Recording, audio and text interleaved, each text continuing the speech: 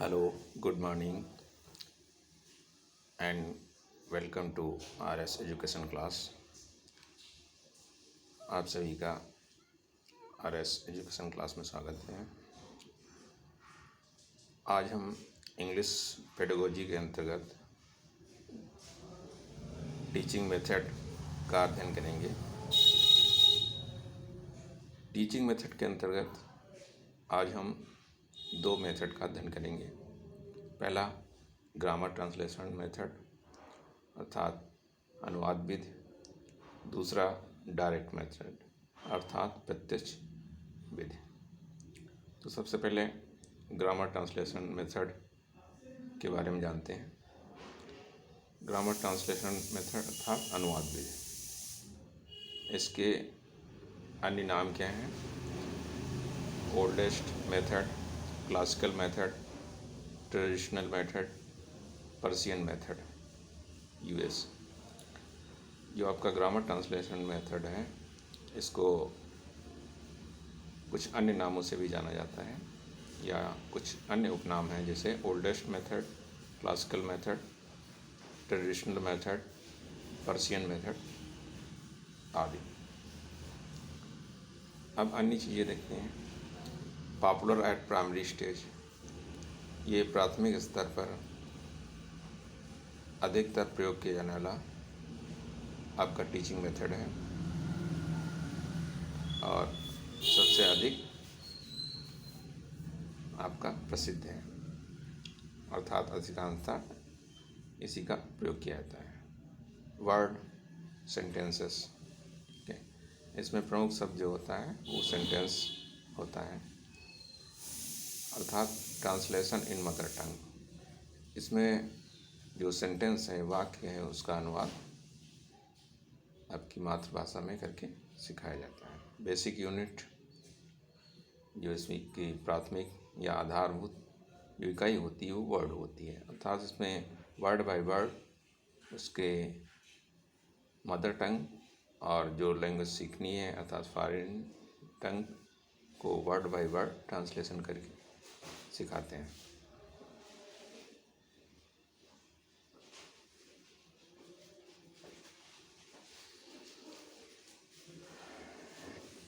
Teacher reads every sentences and translate every sentences into mother tongue through word by word. Teacher reads every sentences and translate every sentences into mother tongue through word by word. इस विधि में क्या होता है? Teacher जो होता है वो प्रत्येक वाक्य की को रीड करता है, अर्थात वो उसका वाचन करता है और उसके बाद उसको प्रत्येक वाक्य का वो ट्रांसलेशन करता है इनटू मदर लैंग्वेज, उसकी मातृभाषा में, थ्रू वर्ड बाय वर्ड, शब्द व शब्द और शब्दों पर। अर्थात ये एक ऐसा तरीका है जिसमें अध्यापक जो होता है पहले वाक्य को पढ़ता है, फिर उस वाक्य का उसकी मातृभाषा में अनुवाद करता है थ्रू वर्ड बाय वर्ड, एक एक शब्द के जरिए, अर्थात इसमें एक एक शब्द का अनुवाद विधि द्वारा अध्ययन कराया जाता है। मेजर फोकस, इसमें मुख्य किन बातों का ध्यान रखा जाता है? रीडिंग, राइटिंग, अर्थात इसमें जो आपके शिक्षण कौशल है उसके अंतर्गत रीडिंग और राइटिंग को प्रमुख आधार मानकर शिक्षण किया जाता है। स्टूडेंट आर पैसिव लर्नर, इसमें जो स्टूडेंट होते हैं वो निष्क्रिय श्रोता होते हैं, अर्थात ये पूर्णतः मनोवैज्ञानिक विधि नहीं है। डायरेक्शन, निर्देश, अर्थात किस शिक्षण सूत्र का प्रयोग किया जाता है? तो इसमें नोन टू अननोन, अर्थात ज्ञात से अज्ञात की ओर शिक्षण सूत्र का प्रयोग करते हैं, अर्थात पहले जो ज्ञात होता है उन वर्ड की मीनिंग बताई जाती है, फिर उससे धीरे धीरे उससे हार्ड या कठिन वर्डों की मीनिंग की ओर ले जाते हैं। Grammar through study of rules डिडक्टिवली, इसमें जो होता है व्याकरण होता है व्याकरण के जो रूल्स होते हैं उसके द्वारा शिक्षण कार्य कराते हैं। मेथड ऑफ इंस्ट्रक्शन हिंदी, इसमें जो निर्देश दिए जाते हैं वो हिंदी में दिए जाते हैं, अर्थात मातृभाषा में दिए जाते हैं। फोकस रूल्स ऑफ ग्रामर, इसमें मुख्य जो केंद्र होता है या केंद्रभूत कहें तो वो रूल्स ऑफ ग्रामर अर्थात ग्रामर के नियमों पर विशेष ध्यान रखा जाता है। अब इस विधि की मेरिट्स क्या हैं? Economical, time saving and convenient, ये खर्चीला होता है टाइम, लेकिन इसमें समय कम लगता है और अधिक विश्वसनीय होता है। क्लियरिटी, इस विधि के प्रयोग करने से स्पष्टता रहती है। Less chance of beginners. Vocabulary builder, इसमें जो होता है छात्र जो होता है उसमें उसके शब्दों, नए नए शब्दों को अध्ययन करता है, इसलिए उसके शब्द जो होता है शब्दावली में वृद्धि होती है। अप्रिशिएट थ्योरी, ये एक प्रशंसनीय आपकी थ्योरी है। Learning is to connect old and new ideas, और इसके द्वारा सीखने पर जो छात्र होता है, लर्नर होता है, वो नए और पुराने दोनों प्रकार के आइडियाज़ अर्थात विचारों का उपयोग करता है। Shortest way and for every situation, ये एक शॉर्ट मतलब संक्षिप्त रास्ता है, अर्थात इसमें संक्षिप्त विधि से सिखाया जाता है। फॉर एवरी सिचुएशन, और प्रत्येक आपकी जो स्थिति होती है उसके आधार पर शिक्षण कराते हैं। Correct knowledge of use of English, इसमें जो होता है इंग्लिश का उचित ज्ञान होता है, अर्थात सही ज्ञान का होता है पूर्णतः शुद्धता के साथ। आर्ट ऑफ ट्रांसलेशन, ये एक अनुवाद विधि जो है वो एक कला के रूप में होती है, और इस विधि के द्वारा हम एक कला का, अनुवाद कला का ज्ञान प्राप्त करते हैं।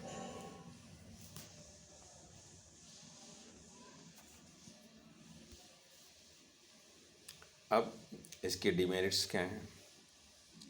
गेटिंग एब्सोल्यूट, लुप्त होना या कम होना, ये आपके ग्रामर ट्रांसलेशन मेथड है जो अब धीरे धीरे समाप्त होता जा रहा है, अर्थात इसका यूज़ कम हो रहा है। No focus on speaking, pronunciation, innovation, grammar translation with में जो आपका स्पीकिंग है उस पर ध्यान नहीं दिया जाता है, और ना ही उच्चारण पर, और ना ही नए नए आपके आइडियाज़ या विचारों के इन्वेंशन पर। लूजेस करेक्ट इफेक्ट, और ये एक सही प्रभाव उत्पन्न करने में सक्षम नहीं है। Can not explain and translate everything,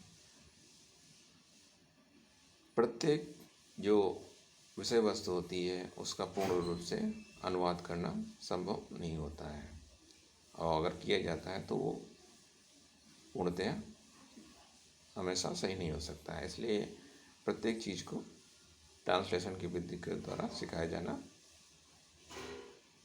सही नहीं होता है, या उसको ट्रांसलेट नहीं किया जा सकता।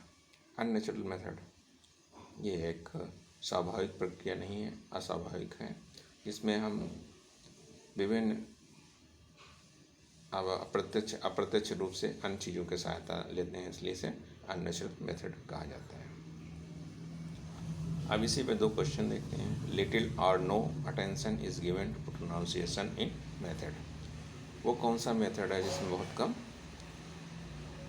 उच्चारण पर ध्यान दिया जाता है?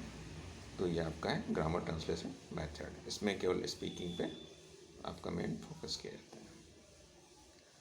Grammar translation method is basically used to teach, grammar translation method मुख्यतः किस चीज़ के लिए टीच किया जाता है? Foreign language. जो ग्रामर ट्रांसलेशन मेथड है उसको फॉरेन लैंग्वेज सिखाने के लिए प्रयोग किया जाता है। अब दूसरी आपके शिक्षण विधि है डायरेक्ट मेथड, अर्थात प्रत्यक्ष विधि। इसका आविष्कार जो आपका हुआ है ग्रामर ट्रांसलेशन विधि थी उसके प्रतिक्रिया स्वरूप हुआ था। अदर नेम, इसके अन्य नाम क्या हैं? Natural method, reform method.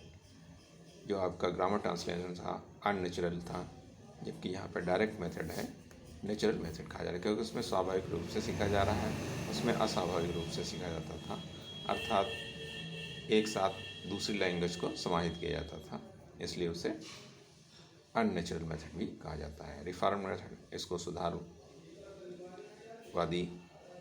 आपका तरीका भी कहते हैं। ओरिजिन, इसका जन्म कहाँ हुआ था? इसका जन्म फ्रांस में हुआ था, और प्रिंसिपल, इसका सिद्धांत जो जर्मनी में विकसित हुआ। एम क्या है? इंग्लिश टू इंग्लिश, इसमें जो शिक्षण कार्य होता है वो इंग्लिश टू इंग्लिश होता है, अर्थात किसी अन्य भाषा का प्रयोग नहीं करता है। इसमें सारा जो आपका वर्क होता है इंग्लिश टू इंग्लिश होता है। जबकि ट्रांसलेशन मेथड में क्या था? आपकी जो फॉरेन लैंग्वेज अर्थात इंग्लिश और मातृभाषा अर्थात हिंदी या अन्य भाषा का प्रयोग करके शिक्षण कार्य कराया जाता था। जबकि यहाँ पर क्या है? यहाँ पर इंग्लिश टू इंग्लिश, जो आपको लैंग्वेज सीखनी है उसको उसी भाषा में सिखाया जाएगा, किसी अन्य भाषा का प्रयोग नहीं किया जाता है। यूनिट, सेंटेंसेस, इसमें इकाई जो होती है वो वाक्य होती है, अर्थात सेंटेंस का प्रयोग करता है। Method, inductive method, inductive method अर्थात आगमन विधि, इसमें इंडक्टिव मेथड का प्रयोग होता है। इंडक्टिव मेथड क्या होता है? इसमें सबसे पहले उदाहरण बताया जाता है,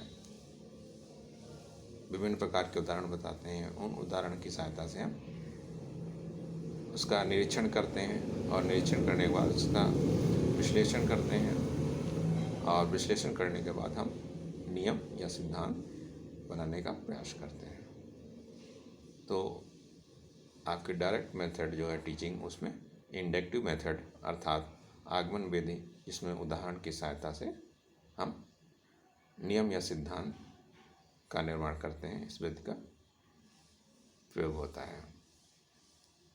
मेन फोकस, प्रमुख जो आपका केंद्र बिंदु क्या रहता है? Speaking and listening. स्पीकिंग अर्थात वाचन और लिसनिंग अर्थात श्रवण। इसमें जो आपके शिक्षण कौशल होते हैं, स्पीकिंग और लिसनिंग, इस पर प्रमुख रूप से फोकस किया जाता है। This method is based on assumption and it is a natural method because teacher teachers. ये जो आपका तरीका है, ये मेथड है इंग्लिश आपकी लैंग्वेज टीचिंग का, फॉरेन लैंग्वेज, तो एक संबंध बनाने का होता है, जिसमें आप किसी भी जो आपको सिखाया जा रहा है वो सब डायरेक्ट सिखाते हैं, अर्थात एक संबंध के रूप में सिखाते हैं। ए नेचुरल मेथड, जो कि एक स्वाभाविक रूप से होता है, बिकॉज टीचर टीचर्स, क्योंकि इसमें जो टीचर होता है वो डायरेक्ट उसी लैंग्वेज में आपको सिखाता है, किसी अन्य आपका भाषा या माध्यम का प्रयोग नहीं किया जाता है। English to English, and it developed as a reaction to the grammar translation method. और इसमें जो टीचर होता है इंग्लिश टू इंग्लिश, अर्थात संपूर्ण जो शिक्षण कार्य होता है वो केवल इंग्लिश भाषा में ही संपादित होता है। And it developed as a reaction to the grammar translation method. और इस जो आपका डायरेक्ट विधि है, इसका आविष्कार या विकास जो है ग्रामर ट्रांसलेशन मेथड के प्रतिक्रिया स्वरूप हुआ था। इसका देखते हैं।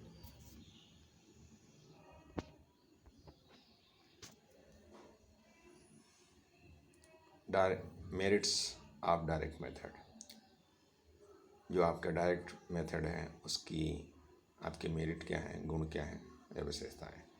In front of related object, इसमें जो आपका ऑब्जेक्ट होता है अर्थात जो अध्ययन सामग्री होती है उसको प्रत्यक्ष रूप से दिखाकर अध्ययन कराया जाता है।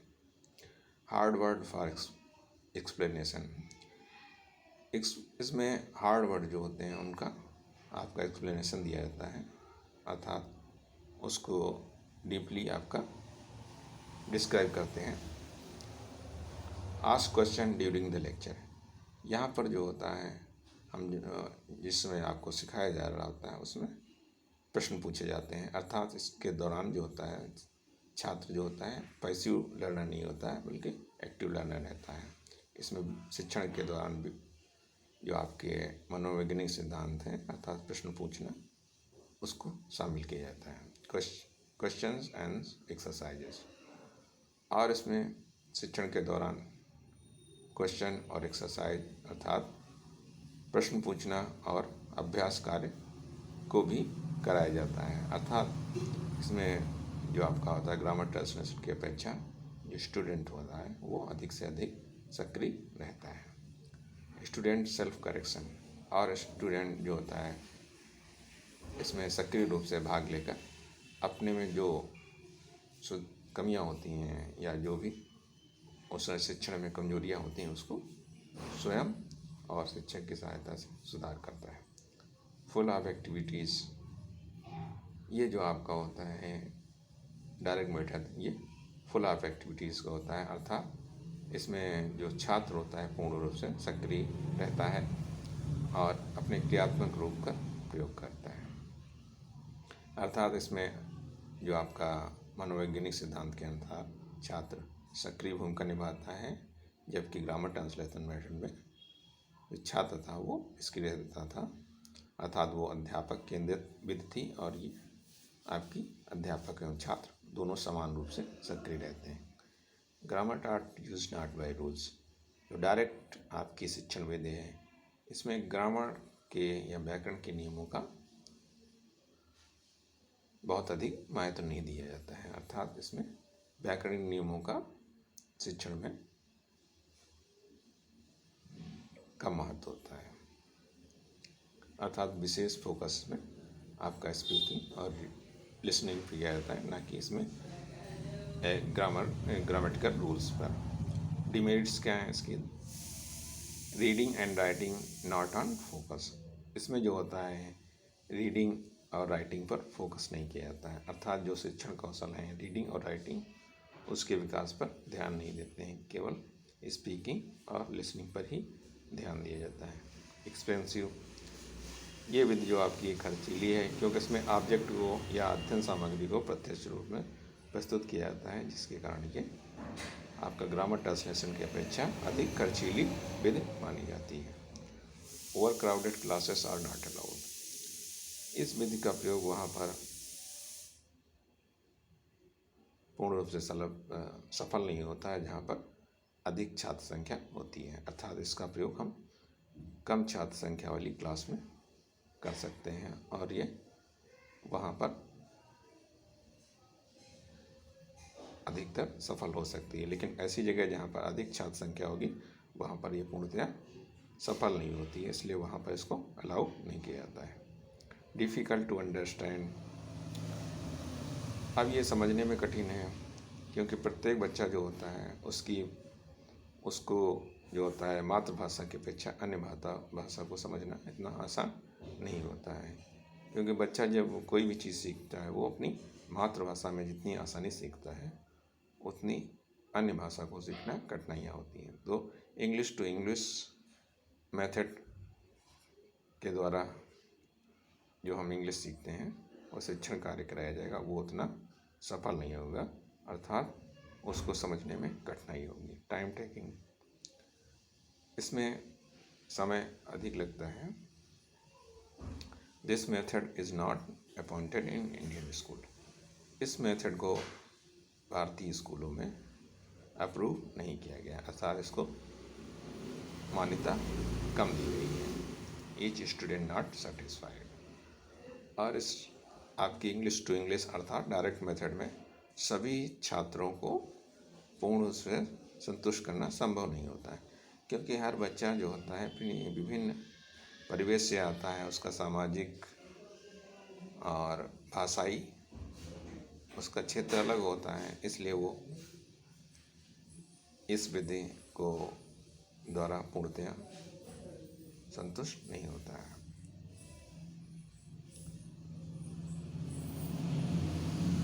रिक्वायरमेंट ऑफ स्किल टीचर्स, अब डायरेक्ट मेथड में एक स्किलफुल टीचर की आवश्यकता होती है, अर्थात ऐसे टीचरों का द्वारा शिक्षण कार्य कराया जाना चाहिए जो कि पूर्ण रूप से स्किल्ड हों, अर्थात उनको उस भाषा का ज्ञान हो और उसको अच्छे तरीके से रिप्रेजेंट कर सकते हैं। अर्थात डायरेक्ट मेथड में हम कम अनुभवी या अनस्किल्ड टीचर जो आपके होते हैं लो स्किल टीचर उनका प्रयोग नहीं कर सकते, अर्थात इसके लिए हमें हाईली क्वालिफाइड और वेल स्किल टीचर की आवश्यकता होती है।